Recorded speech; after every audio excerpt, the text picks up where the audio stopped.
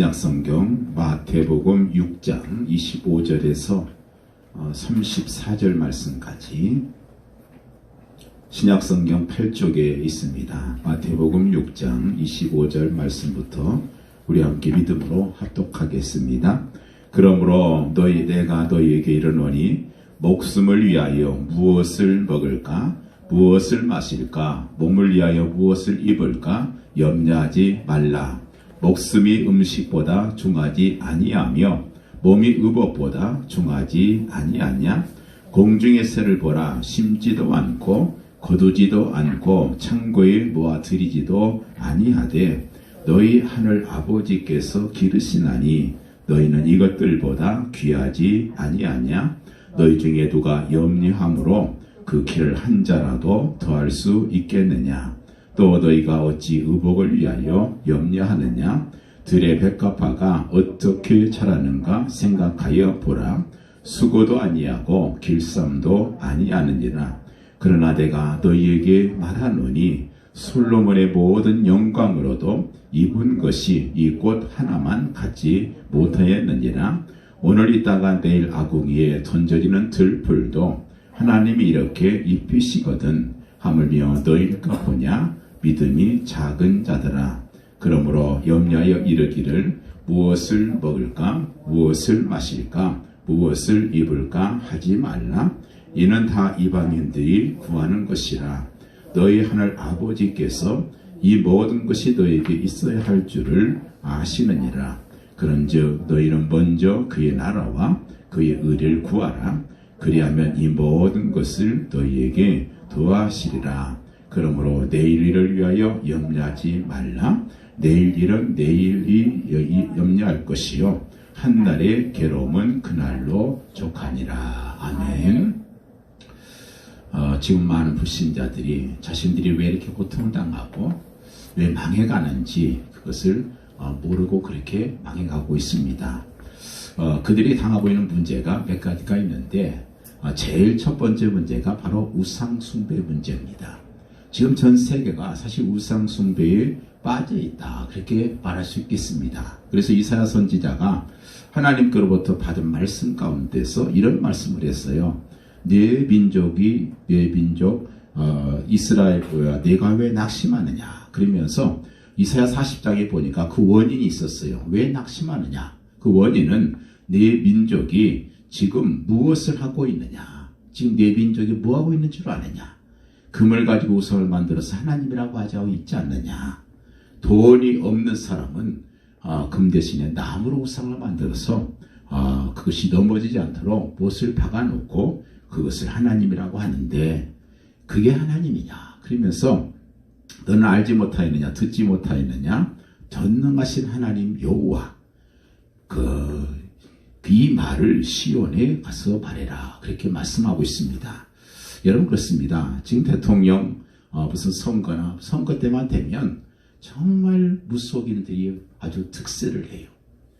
제가 사실인지는 모르겠습니다만은 어떤 대통령은 그 앞에서 무속인이 모든 걸 진두지휘하더라 이런 얘기도 하고 있고 참 이게 참 문제가 많습니다. 왜 문제가 많냐면요.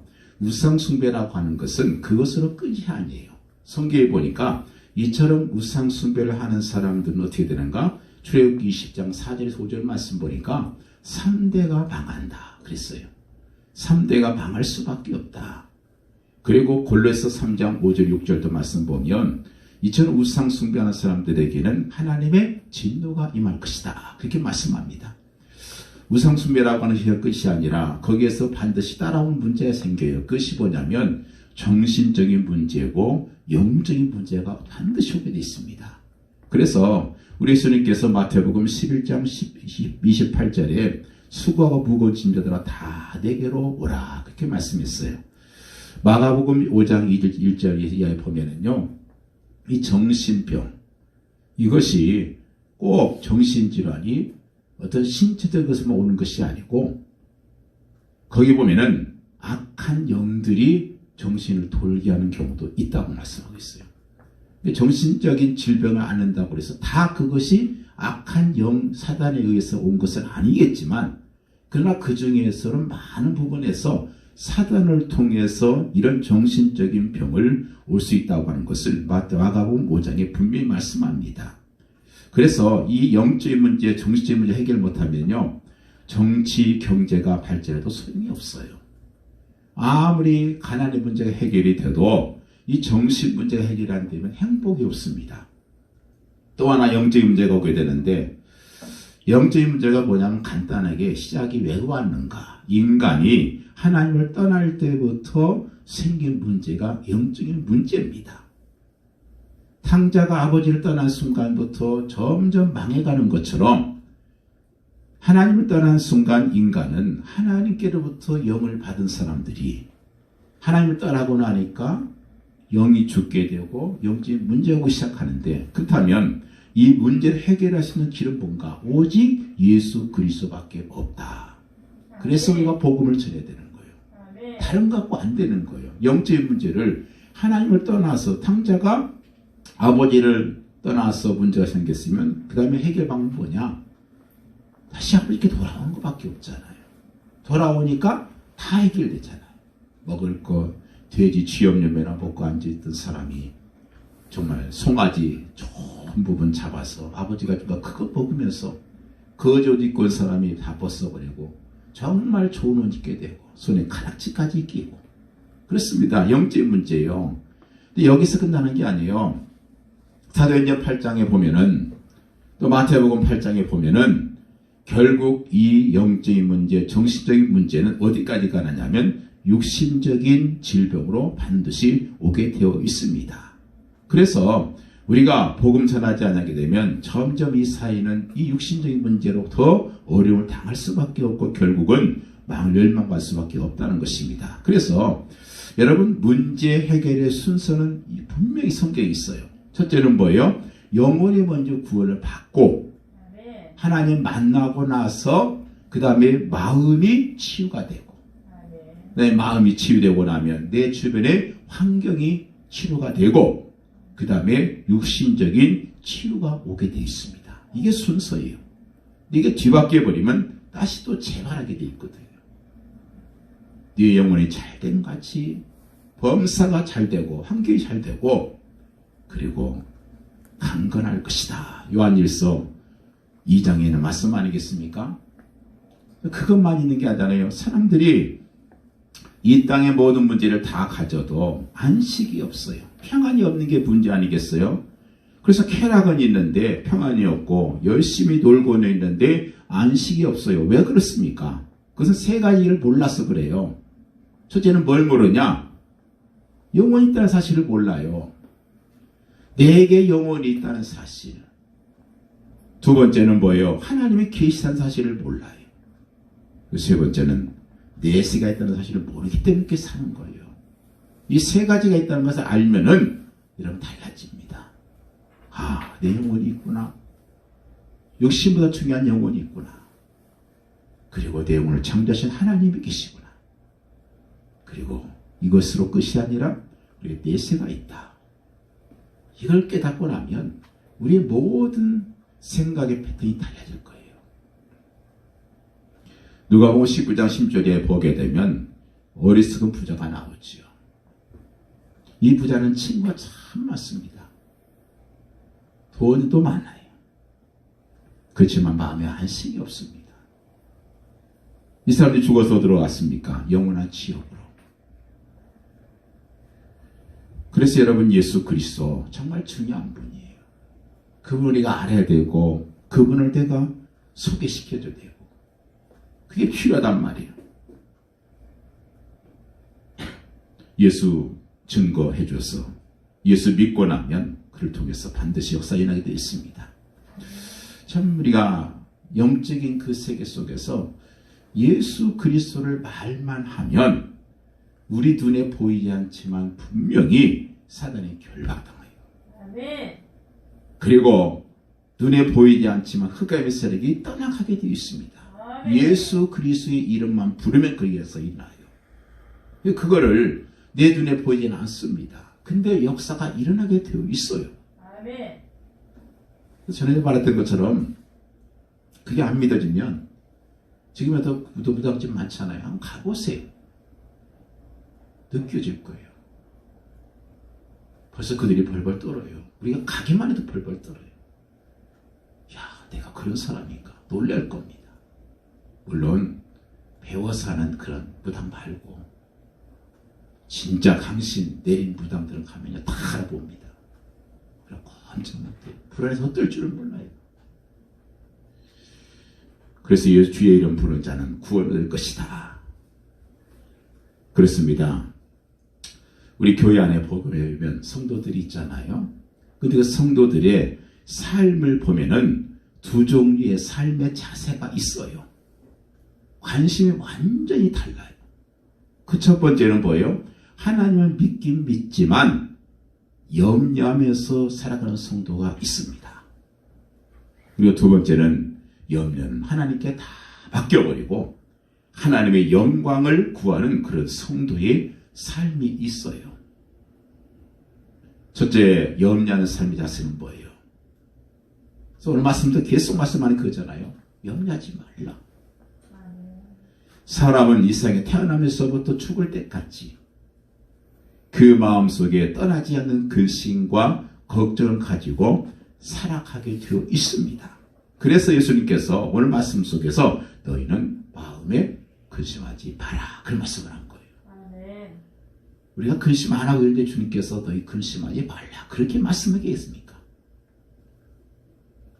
아니 집 나가는 어린아이한테 야 차 조심해라. 차도 없는데 차 조심해라. 그렇게 말하겠냔 말이에요. 차가 있으니까 위험하니까. 우리가 너무 근심하고 있으니까 너희는 마음에 근심하지 말라. 그래서 이런 말이 있어요. 근심은 모든 인류의 공인된 감정이다. 이런 말이 있어요. 근심 모든 인류의 공인된 감정이다. 전 세계 모든 사람들이 다 근심을 가지고 살아가고 있다는 거예요. 부자는 부자대로, 가난 사람은 가난 사람대로 어떤 형편에 처해 있든지 그 가슴 속에 그림자처럼 따라다니는 인간의 죄의 뿌리가 되는 근심, 그것이 우리에게 도사리고 있더라는 거예요. 염려가 뭐예요? 내가 오늘 뭘 할 것인가? 누구를 만날 것인가? 이런 가벼운 생각들을 염려라고 말하지 않습니다.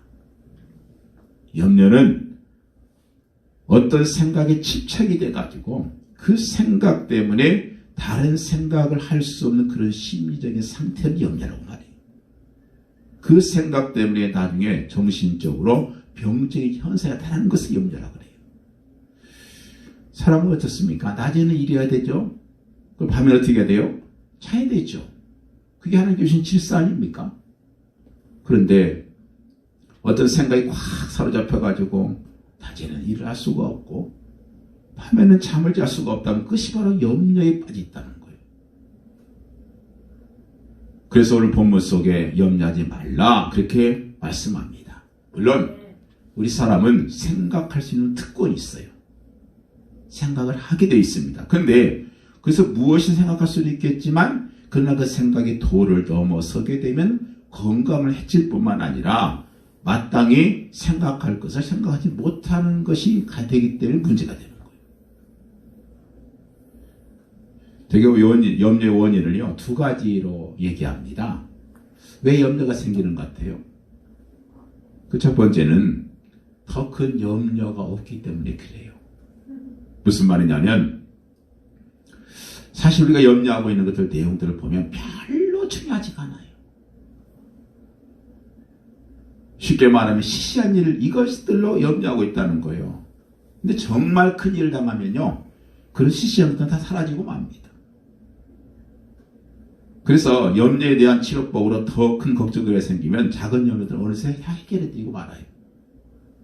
그러나 이민 한 가족이 거기 아들이 하나 있는데 이 아들이 유행에 참단을 걷고 있는 거예요. 그래가지고 하나는 공부는 안 하고 자식 공부시키려고 이민 가는데 얘가 공부는 안 하고 그저 힙합 바지에다가 노란색 물들인 머리에다가 그저 오토바이 타고 다니다 사고 났네요.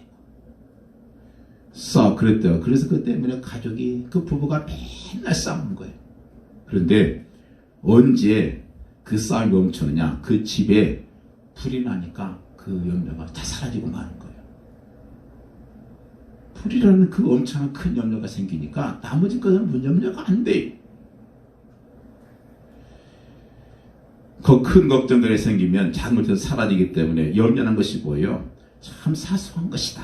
그렇게 깨닫게 되죠. 두 번째 원인은 몸을 움직이지 않을 때 오는 심리적 현상이 염려랍니다. 바쁘게 움직이면 염려는 사라지게 되어 있어요. 움직이지 않고 생각만 하면 그 생각이 생각을 낳고 끊임없이 생각이 이어져서 쓸데없는 것까지 모아서 염려를 하게 된다는 거예요. 그렇기 때문에 어떤 문제에 집중했을 때 우리가 뭐예요? 그 일에 대해서 행동을 취하게 되면 염려는 사라진다는 거예요. 고민할까 말까, 갈까 말까, 망설일 때 생기는 게 고민 아니에요. 그죠? 일본의 격언에 이런 말이 있어요.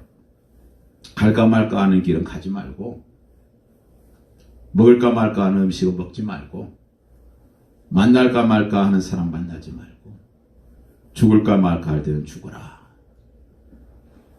그냥 죽어버리라는 거예요. 좀 웃기는 얘기지만 헬라 말에 판단 중지라는 중요한 말이 있습니다. 판단 중지. 어느 순간에 가서는 판단을 멈추라는 거예요. 중지하라는 거예요. 결단을 하라는 거예요. 계속 그렇게 염려하지 말고. 아무리 사람을 생각하고 생각해도 완전한 생각을 할 수 없습니다. 왜냐? 완전한 사람은 없잖아요. 그래서 그래요. 어느 면이든지 한 가지는 포기할 수밖에 없는 결단의 시점이 있어야 문제가 해결된다는 거예요. 의지적 결단 곧 행동으로 연결되고 행동하면 근심은 끝난다. 통계적으로 보면 정신병자가 누가 더 많을 것 같습니까? 되게 남자보다 여자가 더 많아요. 그게 통계입니다. 특히 여자 중에서도요. 어떤 사람이 더 많냐면 인간관계가 아주 단순한 환경의 여자들이 많다는 거예요. 다시 말해서 아이들이 여럿이 있어가지고 매일 불같이 분주한 그런 주부들은 정신병이 일어날 여지가 없다는 거예요. 맨날 바쁜데 언제 고민하고 앉아서 염려하다가 그럴 수 있는 시간이 어디 있겠냐는 거예요. 시간적인 여유가 없으니까 문제가 일어날 수가 없다는 거예요. 부지런한 자에게는 근심할 시간이 없다. 이 사실을 우리가 꼭 여러분 생각하시기 바라요. 그래서 염려가 많은 분이 있습니까? 빨리 하나님의 큰 일에 헌신하세요. 그럼 염려는 사라집니다. 자, 아무래도 그랬잖아요. 게으른 사람들은 밖에 맹수가 있다 하느니라. 나가보지도 않고요. 야, 밖에 맹수가 있으니까 나가면 안 돼. 이런다는 거예요. 그러므로 내일을 위하여 염려하지 마라. 내일 일은 내일이 염려할 것이요 한날의 괴로움 그날로 족하니라. 오늘 말씀 34절 말씀이에요. 우리 예수님 당시에 그 시대는 굉장히 가난한 시대 아닙니까? 지금 풍족한 시대죠. 그래서 저들은 항상 뭘 걱정했어요? 뭘 먹을까? 뭘 마실까? 뭘 입을까? 그 걱정에 항상 그들은 염려했던 겁니다. 그 당시 유대의 땅에는 굶주리고 배고픈 사람이 참 많았어요. 그런데 예수님께서는 저들을 긍휼히 여기시면서도 저들에게 먹을 것 입을 것 주시는 대신에 이 말씀하신 거예요. 너희는 무엇을 먹을까? 무엇을 마실까? 무엇을 입을까? 염려하지 말라. 우리는 매주같이 주님 음성 듣잖아요.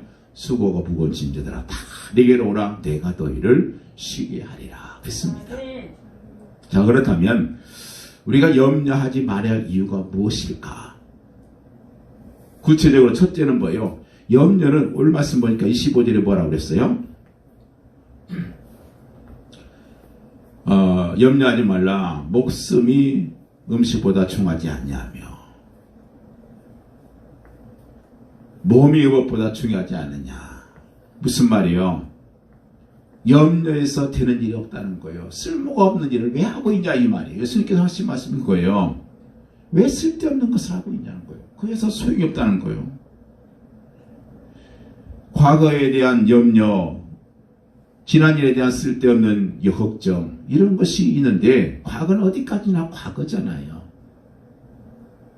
어떤 한 대학 총장이 이제 졸업하고 사회에 나가는 그 학생들한테 뭔가 좀 좋은 교훈이 없을까? 그 교훈을 생각하다가 이런 얘기를 들려줬다 그래요. 졸업생 여러분, 여러분 가운데는 단단한 나무에 톱질해 본 사람들이 있을 것입니다. 그러나 톱밥에다가 톱질해 본 사람 적이 있습니까? 아마도 없을 것입니다. 톱질이란 것은 단단한 나무에다 하는 것이지 톱밥에다 하는 것이 아니기 때문입니다. 바로 이 톱밥이라는 것이 과거입니다. 과거에다가 톱질하는 사람, 어리석은 사람이 되지 말라고 그렇게 교훈했다는 얘기가 있어요. 지나간 일을 염려한 것이 후회 아니에요? 그때 그렇게 하지 말았을 것이다. 이미 결정난 거에서 계속 걱정하는 거 얼마나 어리석냐 그 말이에요. 이제 걱정만 나가면 소용이 없어요. 그 소용없는 것을 왜 우리가 시간을 거기에 투자하냐는 거예요. 왜 거기에 에너지를 투자하냐 그 말이에요. 왜 그 어리석게 지나간 일에 매여가지고 헤어나지 못하고 있냔 말이에요. 그 생각에 지나쳐서 그것까지도 해치는 것. 지나간 과거에다 톱질하지 말라. 중요한 교훈이에요. 또 미래에 대한 근심도 많죠. 염려에 대한 것을 나에 대해서 쭉 세어보니까 50%가 앞으로 있을까 말까, 50% 정도가 있을까 말까, 이것 때문에 걱정하더라는 거예요. 근데 사실 지나가 보면은요, 사실 염려해 가지고 해결된 것이 아무것도 없다는 것을 깨닫게 될 거예요. 내가 염려해서 해결된 것이 뭘까? 오히려 그 염려가 나를 나약하게 만들었고, 나를 힘들게 했고, 나를 병들게 했고, 심장을 압박했고, 나를 초췌하게 만들었고, 나를 유익하게 하지 못했다. 그래서 이 쓸데없는 것을 왜 후회했던가, 왜 했던가 후회할 때가 있지 않습니까? 천하보다 소중한 생명 주신 우리 주님께서 그 주님께 우리 자신을 맡기는 큰 은혜가 있길 바라요. 26절 말씀입니다. 공중의 새를 보라. 심지도 않고 거두지도 않고 창고에 모아뜨리지도 아니하되 너희 하늘 아버지께서 기르시나니 넌 이것들보다 귀하지 아니하냐. 이것들보다 귀하지 아니하냐. 28절 29절에 되잖아요. 너희가 왜 의복 때문에 염려하느냐. 들이 값파를 봐라. 아무것도 아니한다. 그래도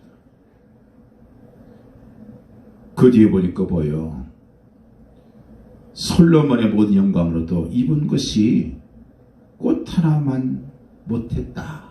그러면서 30절에 오늘 있다가 내일 아궁이에 던져지는 들풀도 하나님께서 이렇게 입히시거든. 하물며 너일까 보냐. 이 믿음이 적은 자들아. 여러분, 참 얼마나 놀라운 말씀이에요. 자연 만물 그 조그마한 미물도 하나님께서 살리시고 입히시는데 하물며 하나님의 영광을 위해 창조된 너희가 어찌 염려하고 있느냐. 오늘 있다가 내일 아궁에 터지는 불꽃이 사라지는 들불보다 너희는 정말 귀한 그 존재가 아니냐. 왜 염려하느냐. 우리 자신에 대해서 신성한 자존심을 가지기 바라요. 신성한 자부심, 신성한 자긍심은 필요해요. 하나님께 주신 신성한 자긍심, 자존심이 있어야 한다는 거예요. 왜 그걸 버리냐는 거예요. 그리고 왜 철학이 사냔 말이에요. 자기 자신의 존재를 귀하게 여기고 염려를 내려놓으라. 하나님께서 우리를 너무 귀하게 여기기 때문이라는 거예요. 생각해 보세요. 내가 근심해서 해결된 것이 뭐가 있어요? 하나도 없잖아요. 그래서 이런 말이 있어요. 100번의 근심보다 한 번의 기도가 더 낫고, 날마다 탄식하는 것보다 한 번의 찬송이 더 낫다. 성경이 계속 말씀하는 게 전체가 그거예요. 100번 근심하고 있지 말고 한번 기도해라. 차라리 맨날 그냥 탄식하고 있지 말고 차라리 찬송을 불러라. 100번 근심한다고 우리 문제 해결되느냐? 아닙니다. 기도해야 해결돼요. 믿음으로 해결되는 거예요. 그리고 은혜로 해결되는 거예요.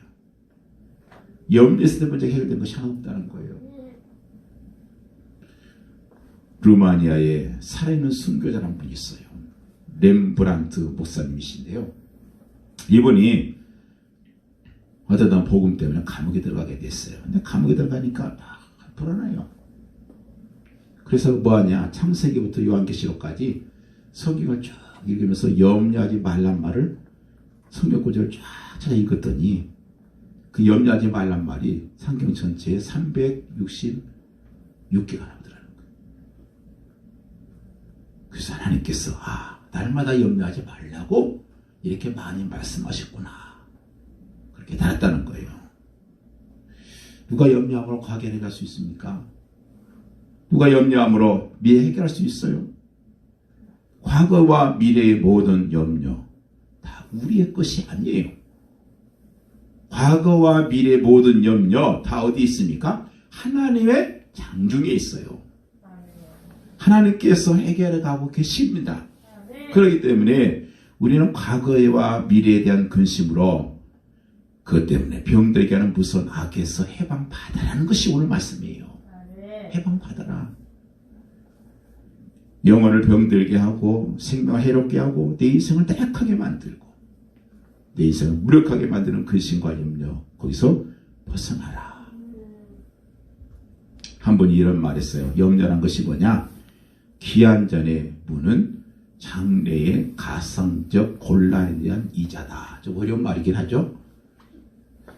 염려는 기한전의 문은 장래의 가상적인 곤란에 대한 이자다. 다시 말하면요. 장차 곤란이 올 것이라는 것을 가상해가지고 미리부터 이자를 내는 것이다. 이런 뜻이에요. 양식이 떨어지기 전에 바꾸는 연습을 하는 것이랑 똑같다는 거예요. 아직 양식이 안 떨어지는데 미리부터 굶어보는 연습을 하는 거예요. 그렇기 때문에 내일을 염려하지 말고 불필요한 근심에서 자유해야 된다. 왜 염려하면 안 돼요? 두 번째 염려 이유가 있어요. 하지 말할 이유가 손해가 참 많다는 거예요. 왜냐?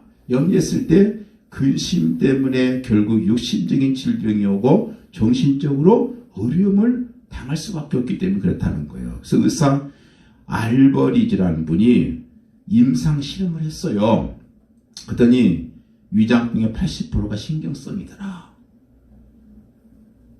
이는 제2의 두뇌라고 하는데 그래서 정신이 맑아지고 정말 중상할 수 있다고 하면 80%의 위장병은 해결된다. 그런 결과를 나타냈어요. 심지어 나병도 60%가 정신적이고 루마티스 관절염 이것도 정신적이고 걱정이 주는 결과. 그러니까 얼마나 그게 무서운 거예요. 그래서 하나님의 자녀로 거듭나고 정신이 새롭게 될 때 육신의 벽이 고쳐진다는 것은 조금도 의상할 것이 없어요. 이상하다. 내가 하나님 잘 믿는데 왜 몸이 나을까? 자연적이고 과학적이고 의학적이라는 거예요. 그래서 많은 사람들이 위장병이나 소변이 났다고 치유하는 지적을 간증하는 거 보면 그것은 이적이 아니라는 거예요. 자연적인 것이라는 거죠. 원래가 정신으로부터 병이 와서 증상으로 몸에 나타나는 것이 뿌리니까 그래서 근심 만병의 원인이다. 그걸 알아야 된다는 거예요. 그래서 예레미야 잠언 17장 21절에 보면은 마음의 즐거움은 양약이라도 보약이라도 심령에 근심하는 것은 뼈를 마르게 한다. 그런 말씀이 있어요. 보약에 따라 있는 거 아니에요. 우리가 말씀에서 은혜 받고요. 정말 명량하고 은혜롭고 즐겁게 살면 모든 병이 치료되는 보약이라는 거예요. 의학적으로 항상 웃고 즐겁게 사는 사람들이 혈액순환이 좋대요. 그 호르몬 분배가 잘 된답니다. 소화도 잘 되고 잠도 잘 오니까 건강할 수밖에 없잖아요. 근데 걱정이 매기면 어떻게 돼요? 피가 말라요. 피가 마른다는 것은 골수에서 피가 생성이 잘 안 된다는 거잖아요. 뼈가 마르고 영혼과는 건강할 수가 없잖아요. 왜 염려하면 안 되는가? 세 번째 이유가 있어요. 그 근심이 나에게 나쁜 것이기 때문에. 왜 나쁘냐? 이유가 있어요. 그 염려가 뭐냐? 내 영혼을 병들게 만드는 불신앙이 염려라는 거예요. 오늘 30절에 뭐라고 했어요? 무엇을 입을까? 무엇을 먹을까? 무엇을 마실까? 그러면서 거기 30절에 보니까 이 믿음이 작은 자들아 그랬잖아요. 불신앙이라 그 말이요. 믿음이 작은 자들아. 그러므로 염려하여 이르기를 무엇을 먹을까? 무엇을 마실까? 무엇을 입을까? 하지 마라. 그것은 뭐예요? 이방인들이 하는 것이다.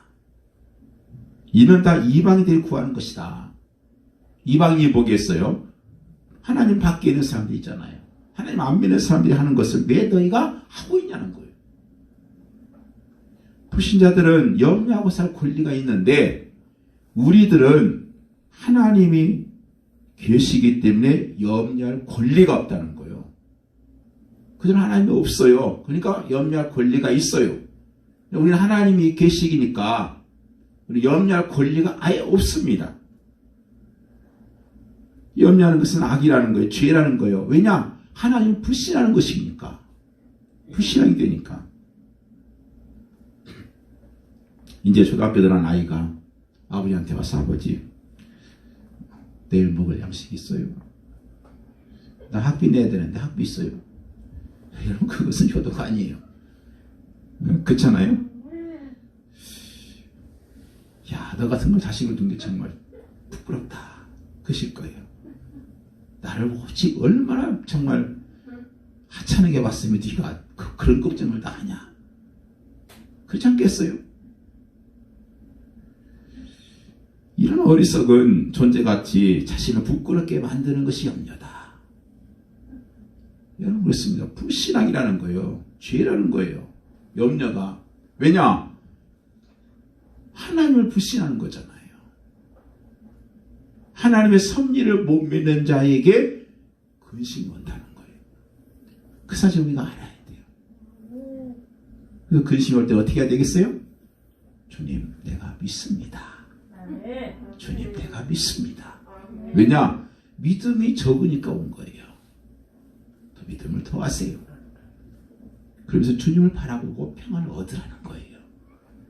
이런 주님의 마음을 좀 읽었으면 좋겠어요. 오늘 이 말씀 주신 마음 이유가 보겠어요. 주님께서 주신 마음이요.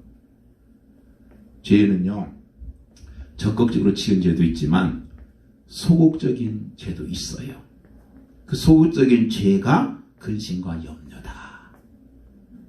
왜냐하면 그것이 불신앙이니까. 거기서 시작된 거니까. 물론 염려보다 큰 죄악이 많죠. 그러나 염려는 사람을 무능하게 만들어요. 인간으로 하여금 생기를 상실하게 해서 하나님의 신성한 존재에 대한 영혼을 병들게 하는 악이 된다. 그래서 죄다. 염려는 건강을 해치게 하잖아요. 인간을 병들게 하는 암, 심장, 병, 위궤양 이런 모든 병의 원인이 바로 불안과 염려와 걱정에서 오는 것이다. 한 장교가 군대 생활하면서 그 양곡에서 인제로 넘어가는 원통 고개를 트럭을 타고 이제 넘어가고 있었습니다. 근데 가는데 보니까 그 산길에 할머니 한 분이 무거운 그 개나리 보찜을 머리다 이고 그 고개를 어렵게 걸어 올라가고 있는 거예요. 그래서 좀 보면 불쌍하잖아요. 그래서 우리 어머니 같은 분인데, 우리 할머니 같은 분인데, 그래서 운전면허도 차를 좀 세워라. 그래가지고 그 할머니를 뒷좌석에 태웠어요. 그래서 한참 차를 타고 가고 보다가 백미를 이렇게 보니까 그 할머니가 무거운 짐을 머리다 이고 그대로 앉아 계시는 거예요, 뒷자리에. 할머니, 그 짐 옆에다 내려놓으세요.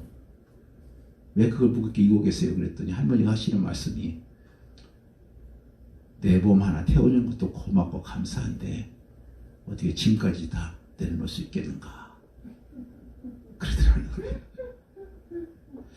여러분 웃기는 얘기 같지만 참 그게 우리가 하고 있는 일 아닌가 싶어요.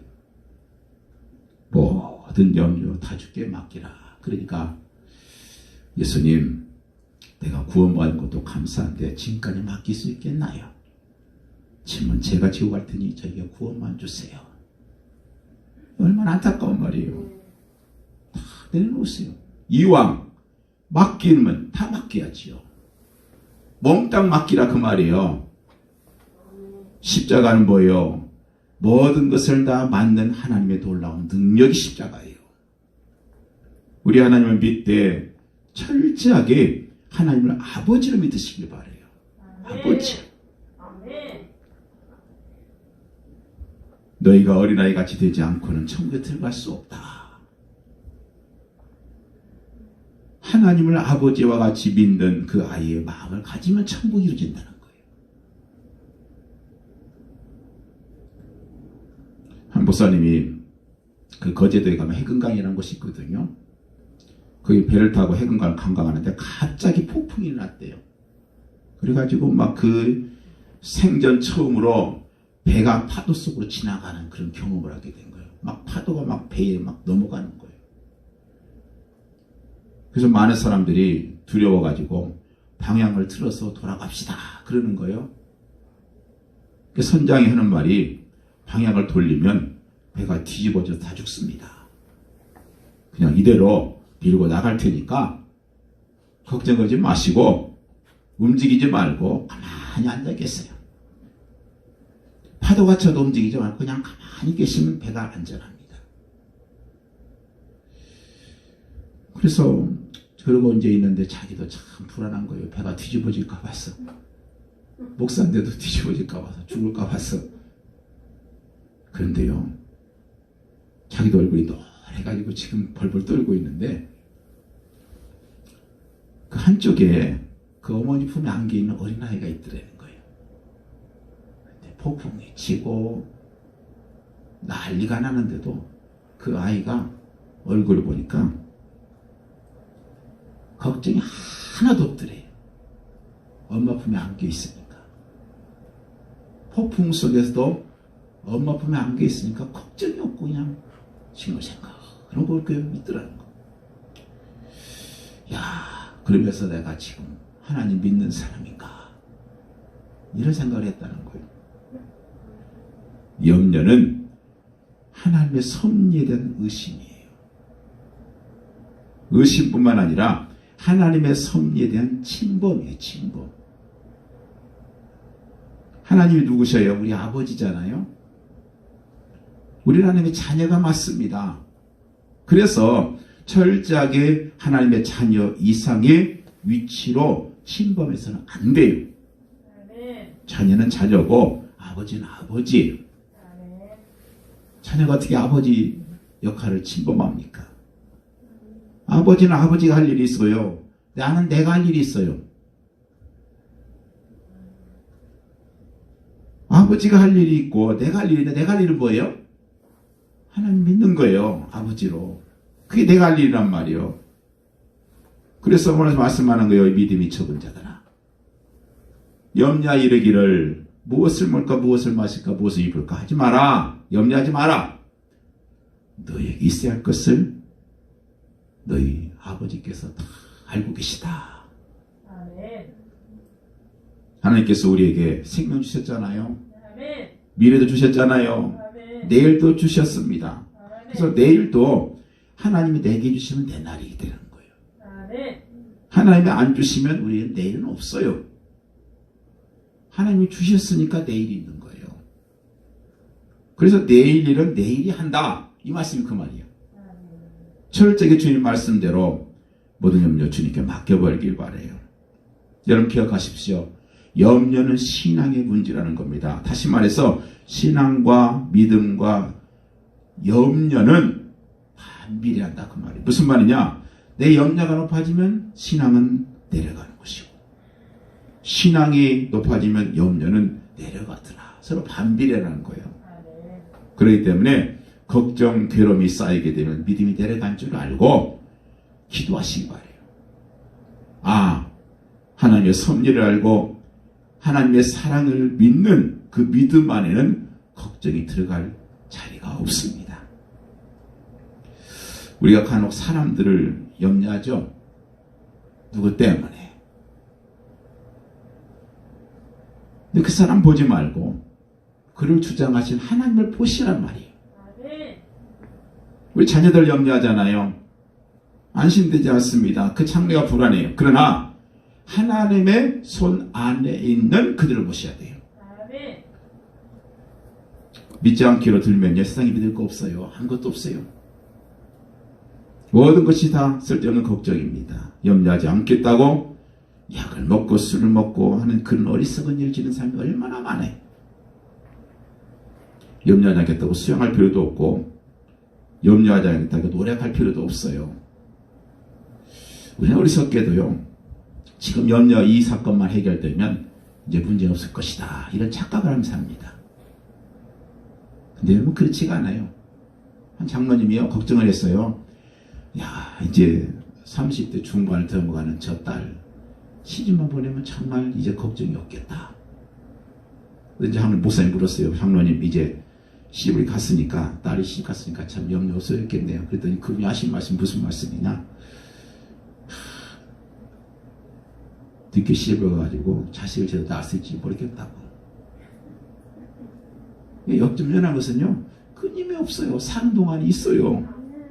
이 걱정이라는 것은 하나가 해결되면 어떻게 해요? 그 다음 것이 또 해결되고. 자식 키워보면요, 어릴 때는 걱정, 좀 컸으면 좋겠다, 빨리. 좀 크고 나면 또 말씀 피우고, 그럼 또 저거 커가지고 빨리 얼른 속전히 장가나 갔으면 좋겠다. 시집 갔으면 좋겠다. 시집 가고 나면 또 그 자식 때문에. 여러분, 걱정은 끊임이 없어요.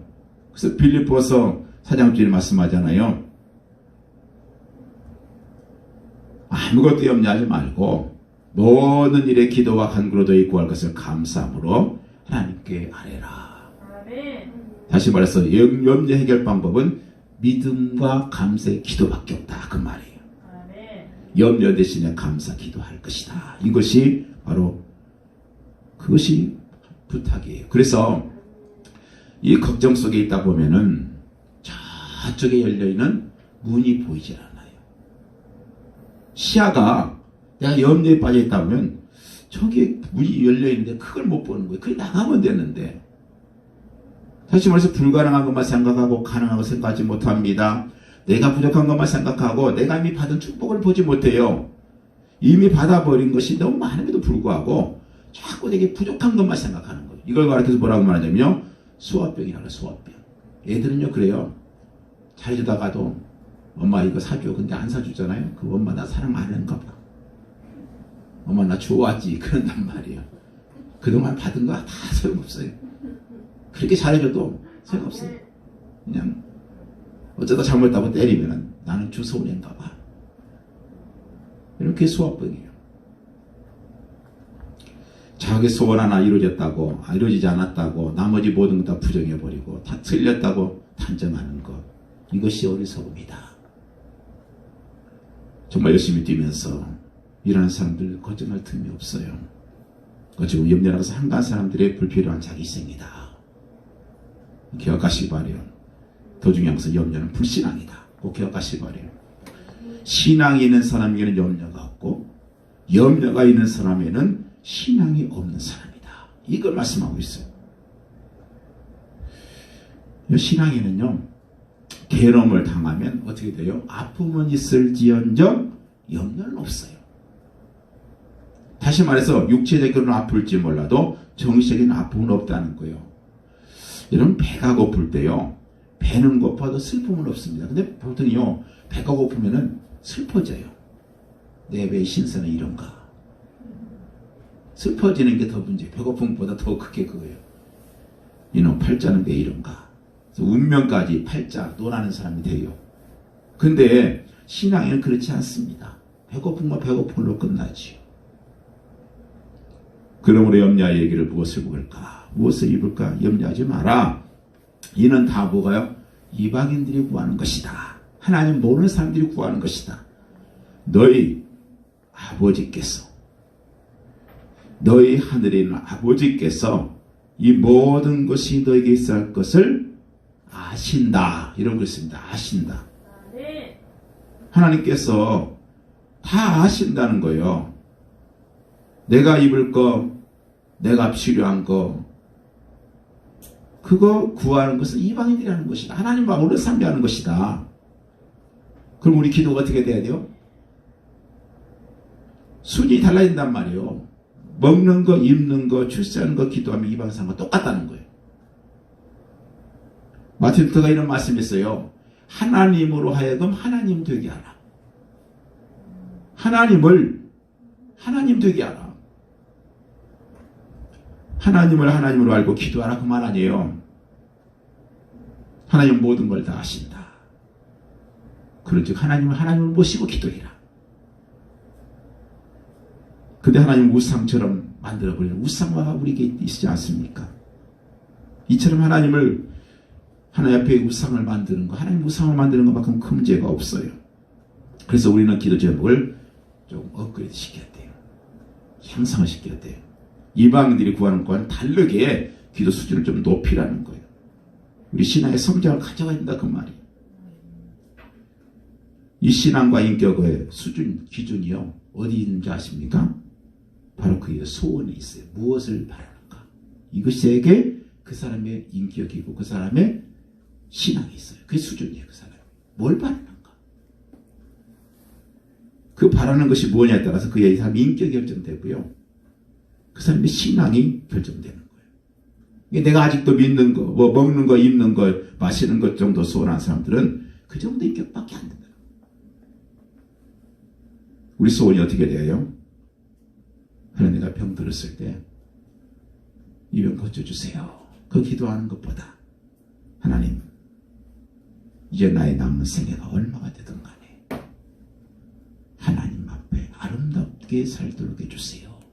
이게 수준 있는 기도예요. 그것을 내가 족합니다. 하나님 수준을 생각하고 기도해야죠. 죽으면 어떠냐? 죽은 다음에 남은 일 어떻게 하지? 별 걱정을 다 하잖아요. 우리가 그렇게 기도해서는 안 되죠. 자신들의 우상 앞에 열심히 기도하는 이방인들처럼 저승한 기도해서 안 된다. 우리 소원을 좀 더 높이라. 이같이 기도하기 위해서 우리에게 갖춰야 할 가장 기본적인 신앙이 있어요. 그게 뭐예요? 오늘 말씀 하늘에 계신 아버지께서 다 알고 계신다. 다 알고 계신다. 우리가 잘못하면요. 기도할 때 어떤 기도를 하는지 아십니까?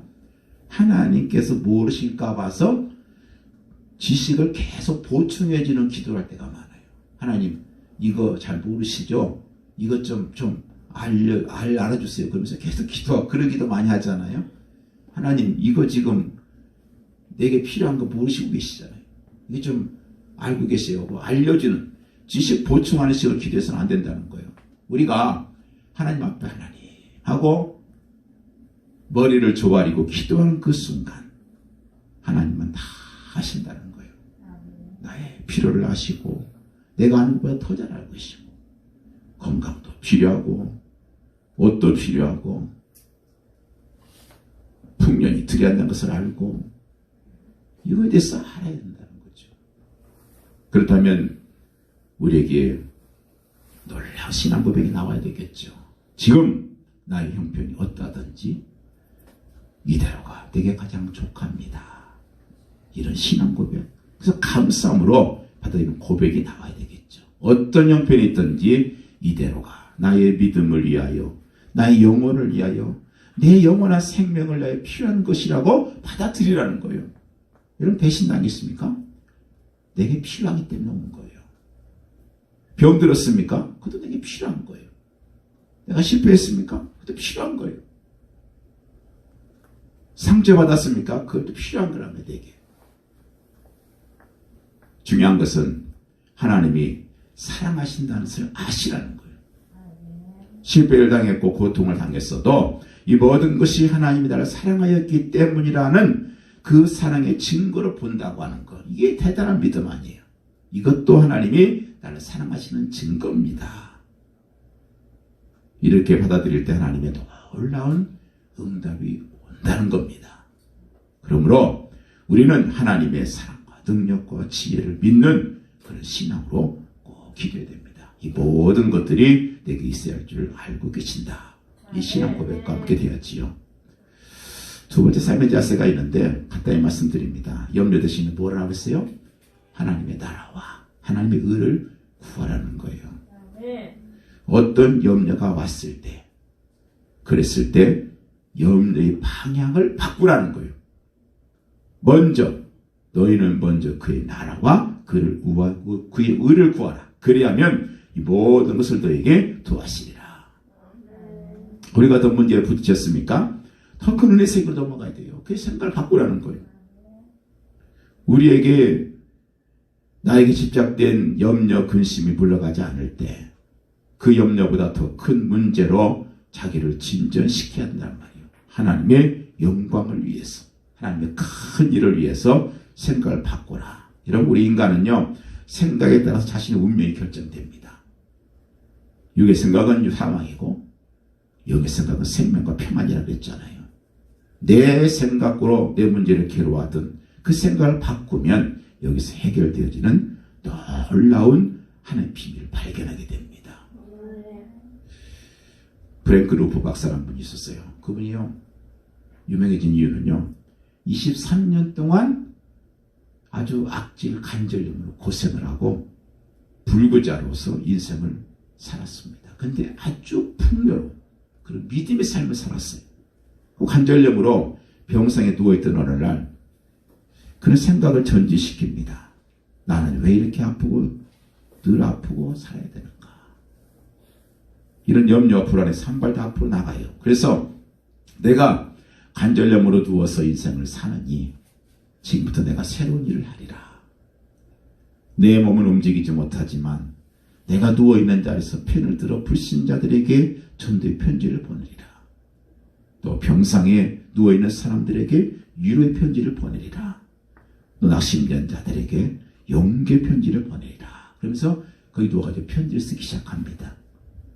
그래서 병상에 누운 다른 불구자들, 그들의 주소를 모아가지고 이름과 주소 모아가지고 계속 격려의 편지를 보냈어요.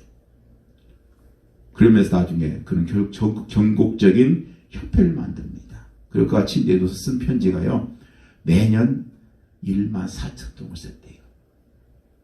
그리고 그 편지 때문에 방송에도 또 지필자로서 그렇게 수천 명의 병자를 이루한 일을 했다는 겁니다. 모든 문제를 해결하는 유일한 비밀. 먼저 그의 나라와 그 일을 구하는 것이다.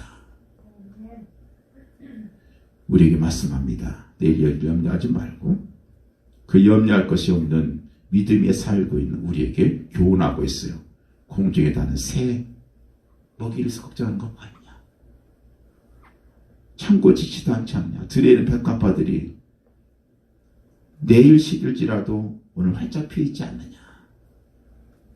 이것은 우리에게 철저하게 모든 것을 하나님께 은혜 받고 감사를 살라. 그 말이잖아요.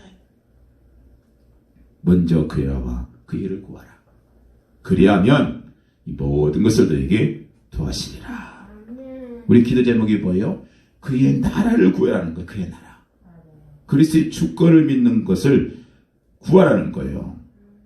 하나님의 주권이 지금 이곳에 형성되도록 이루어지도록 그렇게 기도하는 거예요. 하나님의 나라를 구해라. 하나님의 나라는요, 두 가지 개념이 있어요. 하나는 우리가 장착할 천국이 하나님의 나라예요. 그런데 그것이 좀 더 나가서는 뭐가 있냐면 하나님께서 통치하시는 곳이 하나님의 나라예요. 여러분 마음이 하나님의 통치를 받고 있습니까? 그러면 여러분은 지금 하나님의 나라가 이미 이루어지고 있는 거예요. 내가 하나님 믿는다고 하면서 나는 하나님의 전혀 통치를 안 받아. 하나님 말씀과 전혀 상관없이 살아. 그것은 하나님의 나라가 아니에요. 그런 교인이라고 할 수도 없어요. 내가 하나님의 나라 통치를 받고 있냔 말이에요. 하나님의 통치를. 말씀을 따라 가고 있냔 말이에요.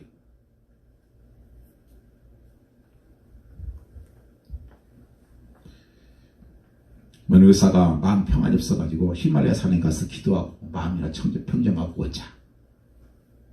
그러고 이제 마음 먹고 있었는데 어떻게 우연한 게 예수를 믿게 됐어요. 영접하게 됩니다. 근데 얼마나 마음이 기쁘고 좋은지. 그래서 간증하고 다니면서 사실 말씀이 있어요. 제가 대학 다닐 때요, 제 주변에 목사님 장로님들이 참 많았는데 왜 그 친구들이 나보다 한 번도 나보고 예수 믿으라고 하는지 모르겠어요.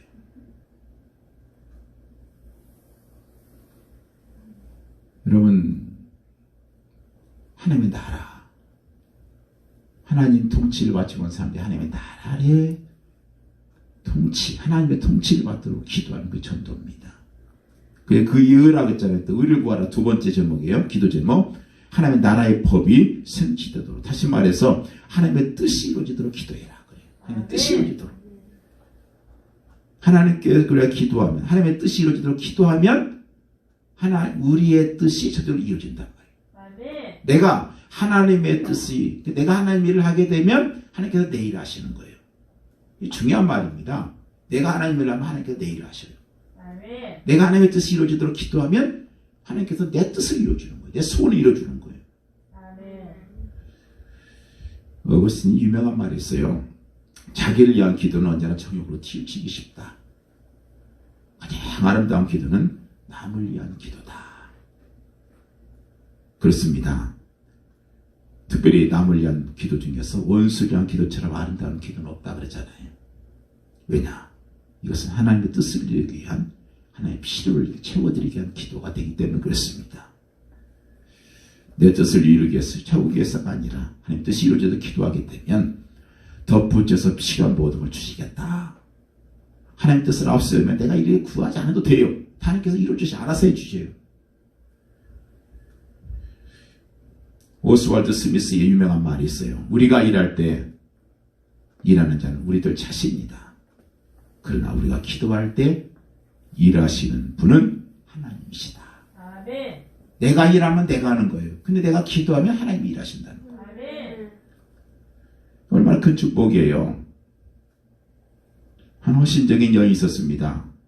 6 아이를 둔 혼자 사는 여자였는데 2 아이를 더 입양해가지고 8 아이들을 키웠다 그래요. 8애를. 여기서 기자 찾아가서 물었어요. 왜 이런 일을 하십니까? 아이들을 벌어먹이느라고 얼마나 걱정이 많습니까?